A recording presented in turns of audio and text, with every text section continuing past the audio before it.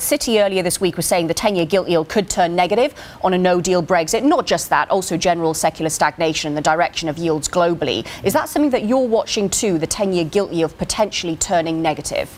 Well, I mean, our new forecast is that it'll end this year at 25 basis points, so it's heading in that direction, we believe. That's partly because of the economy slowing down, partly the Brexit headwinds. It's also just the sort of global grab for yield, the possibility that central banks will have to do more, which obviously could include asset purchases, and that sort of drives, as you're seeing, all these yields lower. We don't see a scenario where 10-year yields go negative, but it's clearly not impossible given the low levels we're already at. We're going to be thinking a lot more about what other UK governments might do with spending plans, John, in the days ahead then, if we are heading for this general election, and the timing is just the uncertainty. I'm going to be speaking to John McDonnell a little bit later. I wonder, as a gilt, as somebody who knows a lot about the gilt markets in the UK, a gilt specialist, if you like, John, what your concerns are in terms of the Labour Party's spending plans? Well, I mean, obviously the first thing is those concerns only become relevant in terms of our views on yields and so on if there's a realistic prospect of a majority Labour government, and certainly the opinion polls don't suggest that that's particularly likely at this stage anyway. But as we saw in the last election campaign, these things can change, so we've certainly got our eye on it. We need to see what the manifestos say if we do get to an election, and then we'll form our view after that. I mean, it seems likely to us in the medium term, if you did have a Labour administration, you would probably have higher borrowing, and perhaps more importantly, you know, that's what we think market investors would conclude.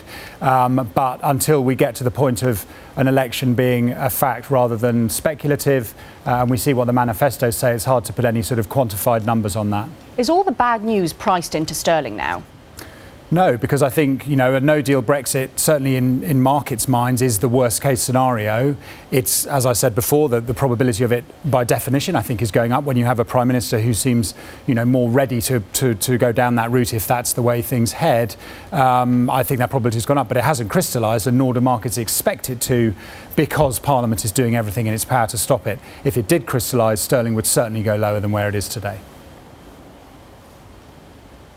Was there anything alarming, John, anything to remark upon where we heard from Sajid Javid yesterday, his spending review? The first as Chancellor, you might have thought it would get more attention, but of course it was a busy day here in Westminster.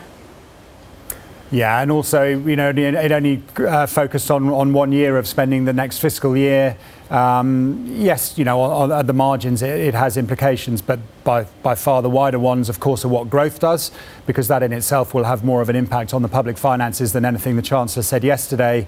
And then, of course, the composition of the government, who's making the spending plans into the medium term. And that comes back to your point, Anna, about the possibility of a change of administration. They'll all have, you know, far greater implications for public borrowing than anything that was announced yesterday.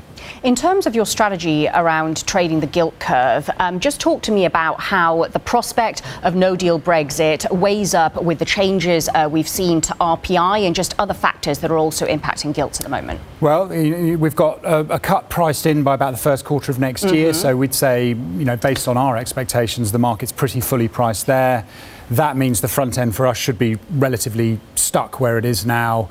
Longer yields, as we said, we think are going to fall, so the curve will flatten in that scenario. We had this announcement about longer term reform to the RPI index, or the way that index-linked gilts are calculated, and that unsettled long-end index-linked gilt. But at the end of the day, and this comes back to the chart you showed, Nera, of all of these yields everywhere falling, you know, these assets all tend to move together, and if something is an outlier, as index-linked gilts effectively became yesterday, ultimately investors will move towards them because they offer some pickup in yield. So those reforms are something for the future. The bottom line here for us is yields falling further, curves flattening further, and that sort of thirst for duration and yield moving people further down the yield curves.